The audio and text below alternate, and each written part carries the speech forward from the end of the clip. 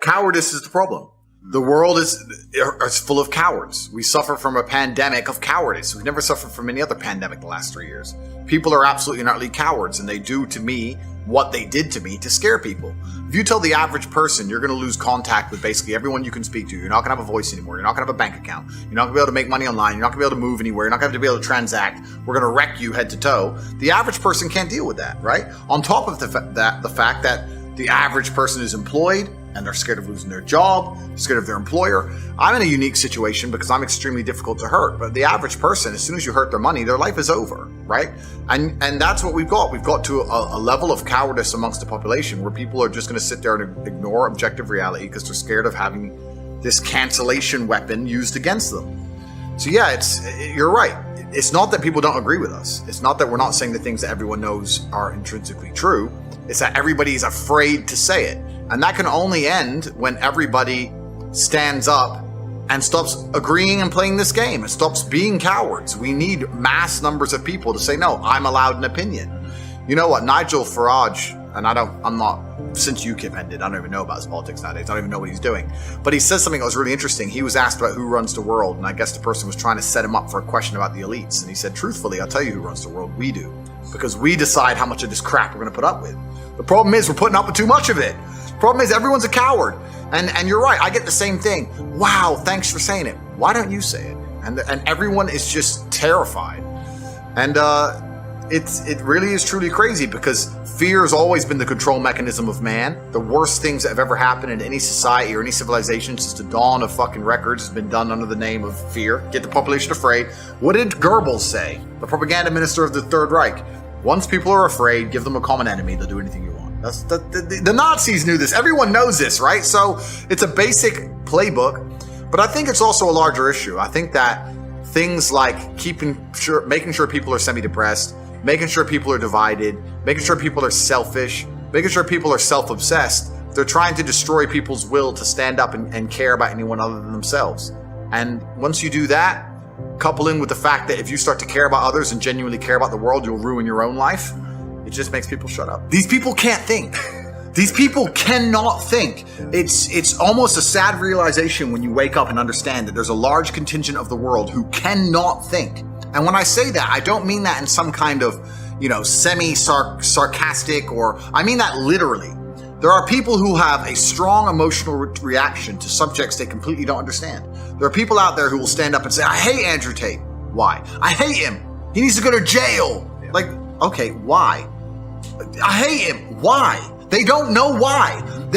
Once the Matrix can program an emotional response into you, and you can't even logically, with your own words, explain why you have that emotional response, you're completely a slave mind. These people don't think about anything. They believe what they're told to believe. They're emotional about what they're told to be emotional about, the exact direction they're told to be. And that's what the Matrix wants. It wants to be able to say a name and tell the world to hate them without even giving a reason and just get what they want. These people are so far gone. These individuals who they cannot logically explain their own emotions are so far gone, it's ridiculous. As an adult, what you need to do is seriously analyze every strongly held belief you currently have and work out where it came from. Is it personal experience? Is it from somebody who I care about and who I trust? Is it from what the news has said? Why do I believe this so much? Why do I have an emotional response to this? Where did it come from? People don't do that. They just sit there, watch the news, watch social media. I'm supposed to hate this guy, so I now hate this guy. So I know exactly what you're talking about, Zuby, because you're right. These people cannot think. They cannot even give a reason. There's a guy on TikTok who walks around and says, have you heard of Andrew Tate around college campuses? And people go, yeah. And he goes, do you like him? And they go, no. Why? He's a misogynist. What's misogynist mean? And then they can't answer. They don't know they don't even know what it means. Like it's almost sad. But then you live through the last 3 years and you realize that, yeah, people can't think. There's a large contingent of the world that truly cannot think.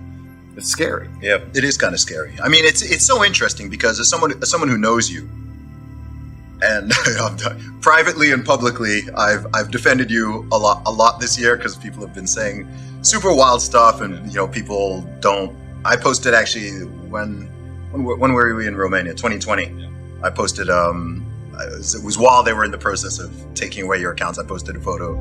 That's what's crazy. But the reason they'll gloss over all of that is because, like I said, you have to ignore your own eyes. That's what they want. When you're fully slave-minded, what I will genuinely state this as a fact. I will state this as a fact, even though I don't know it's a fact. But I would love for someone to do the study.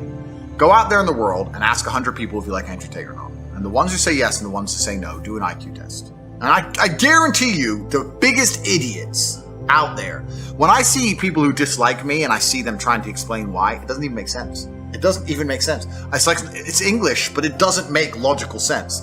And yeah, they'll come at me with the garbage about being a misogynist, etc. Not very often do people argue my points, because arguing my points is absolute destruction because they know they're wrong. So what they try and do is discredit my character. They say he's a bad person, he's a misogynist, he's done this, he's done that, he's evil. But what does he say that you disagree? What does he say that's wrong? Oh, but he's a bad person. They can't argue against my points. And the only reason they try and say I'm a bad person is because they're weaponizing virtue to try and find a way to attack me. They can't attack me logically because they know I'm right. They can't attack my successes as a man or as a person. They can't say I'm not successful. They can't find anything bad to say about me besides bald, which they probably come at you with. But they say, where's your hair? It's like, okay, cool. I shaved it off. Which is ridiculous in and of itself. But then they say, okay, well then he's a bad person.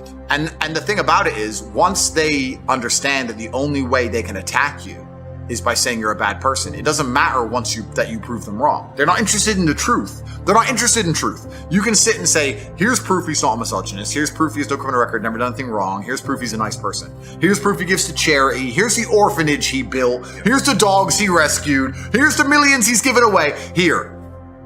They don't want to see it. They're just blind to it. They're like, no, I ignore my own eyes. That can't possibly be true because the media told me this guy must be bad. And they're slave-minded. And what's actually scary is that these people genuinely believe that they're the good people of Earth. And it's always completely the opposite. Those who can be programmed by the media machine and the matrix to just be slave-minded and not think for themselves are the exact ones who always commit the most atrocities. These are always the people who end up doing the most heinous shit. And when you ask them why, they're like, oh, well, at the time, I just put on the gas chamber, newspaper told me to, oops. That's who these people are. So whenever I see a slave-minded person, it's not just a matter of going, oh, well, you're a dummy. I look at them with genuine disdain. I look at you and think you're actually a bad person. You're genuinely evil. You cannot think for yourself. I don't even see you as a person I ever want to get to know I'd love to deprogram you, but it's impossible. These people are genuinely the worst people on the planet. And it's kind of convenient that all the people who dislike me are the worst people on the planet. So it's fine. I don't have to talk to them anyway. But if you read any history book, read any of it, all the most heinous shit committed by humanity were people who just couldn't think for them fucking selves.